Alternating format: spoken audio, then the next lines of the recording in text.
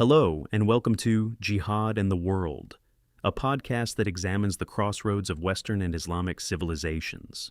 In today's episode, we look at the Swedish celebrity activist Thunberg, whom we feature in our upcoming book, Cauldron of Terror, Hamas, Israel, and the World, 500 Days in Gaza. The episode is titled Greta, the Swedish Nightingale. How have Ms. Thunberg's activist energies, or Greta's as she is known worldwide, been channeled to the Middle East? Who listens to her voice, and has that voice made a difference in world opinion and among national decision-makers? First, who is this famous Greta of Sweden? Born in 2003, Greta Tintin, Eleonora, Ernman Thunberg soared to international fame in 2018, at age 15, when she organized a school strike in front of the Swedish parliament to protest, among other issues, climate change. She accused the West of indifference to environmental and humanitarian concerns. By her account, her passion for activism was initially sparked by school walkouts in the United States, following the mass shooting in Parkland, Florida. She certainly gained the attention she sought. Time magazine named her Person of the Year for 2019, making her the youngest recipient of that title. Among the many honors bestowed on her is the naming of a species of beetle, Neloptodes gretae.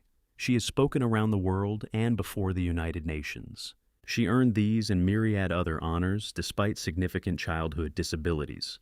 At age 11, she was diagnosed with Asperger's syndrome, obsessive-compulsive disorder, OCD, and selective mutism. She has been open and candid about these challenges, particularly her Asperger's. All this has earned her a legion of admirers. In February 2019, 224 academics signed an open letter of support, stating that they were inspired by Thunberg's actions and by the schoolchildren who went on strike to demand social justice. Thunberg's influence is sometimes called the Greta effect. It certainly increased public awareness of climate change. And her views on the Middle East, they are very clear. She despises Israel and took her cause and herself to the high seas, in solidarity with Palestine.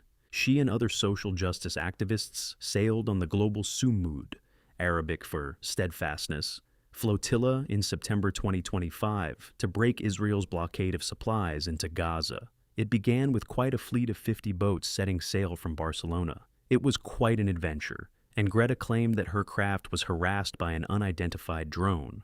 There is no evidence that this occurred. When she and her crew crossed into Israeli waters, they were intercepted by the Israeli Navy. They were not given a particularly warm reception, but neither are there any confirmed reports of abuse.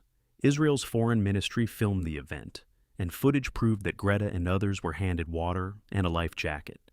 Greta was also given a turkey sandwich. Announced an Israeli spokesman, Greta and her friends are safe and healthy. But there was a very serious moment in this nautical drama. The Israelis wanted the passengers and crew to watch a 43-minute movie consisting almost entirely of videos taken by Hamas members on October 7, 2023, showing them raping, mutilating, and murdering Israelis. However, Greta Thunberg and her pro-Hamas collaborators refused to watch the movie. So, what did the world think of all this? There was divided opinion. A Hezbollah-affiliated media outlet hailed her heroism and lamented the perceived attacks on her character.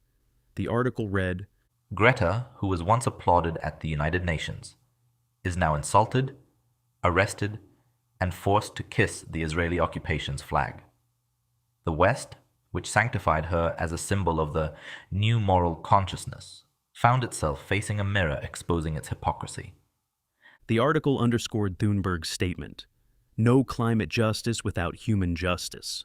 However, other observers slammed the flotilla as yet another publicity stunt. They accused her of skippering a selfie yacht. The food the flotilla brought amounted to less than a truckload, compared with the 11 million meals Israel provided to Gazans in the 2 weeks before. Senator Lindsey Graham snickered about Greta's intent to break the blockade, saying, "Hope you can swim." Other comments were more shrill. Journalist Christine Douglas Williams opined, Greta Thunberg's trip to Gaza is more leftist idiocy and an exhibit of the left's alliance with Islam. Even prior to October 7th, Greta Thunberg was posting pro-Jihad and anti-Israel propaganda on X. Her distribution of this propaganda only intensified following October 7th. And more barbs followed on social media. Mike wrote, "Yes, she has become a pathetic little demented dwarf. She's gonna spend the rest of her sad life skating by on her virtue-signaling glory days as a leftist environmentalist." David M. agreed. If the globalists decided to roll out a teenage Swedish girl as their spokesperson, they could have chosen a good-looking, typical Swedish blonde girl, not a nasty little midget with self-professed mental disorders. Maybe they approached all the normal Swedish girls and none of them were stupid enough to do it. And the comments get worse. Well, it's clear that Greta has both admirers and detractors. Did she boost the plight of the Palestinians? The food was of no consequence. Did the publicity help? We at Kensington have no evidence of that. Much of the world is tired of Greta. Most see her at best as a pathetic figure who has become increasingly bitter.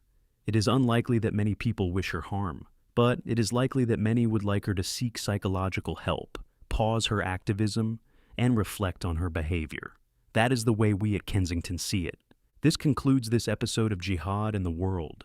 Greta's profile appears in our upcoming book, Cauldron of Terror, Hamas, Israel, and the World, 500 Days in Gaza, which will be available in summer 2026. Nothing in this or any other Kensington podcast represents the official view of the United States government. Until our next podcast, goodbye, and thank you for listening.